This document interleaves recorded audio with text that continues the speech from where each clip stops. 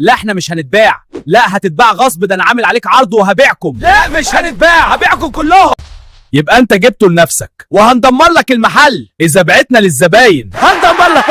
انا مؤمن صاحب شركة الامبراطور، انتوا بتتحدوني؟ ده ارخص سعر في مصر تبيعه. ايوه بنتحداك يا مؤمن. ورينا هتبيعنا للزباين ازاي؟ هتفهموني ازاي؟ انا هبيعكم. انت عايز تنزل من تمنا ليه؟ طيب مش هنزل. انا هوريكم ازاي تتحدوني. انا صاحب شركة الامبراطور، محدش يتحداني في الاسعار. انا اقل سعر في مصر وبضمان. هاتوا السماعات والساعات هنا. احنا اسفين يا امبراطور، خلاص بعنا زي ما انت ما عايز، مش هنعمل كده تاني.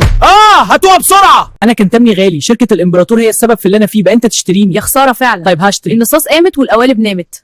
انا اشتريتك ب 100 جنيه عشان شركه الامبراطور عامله عليك عرض لا وايه بضمان. يلا تعالي معايا.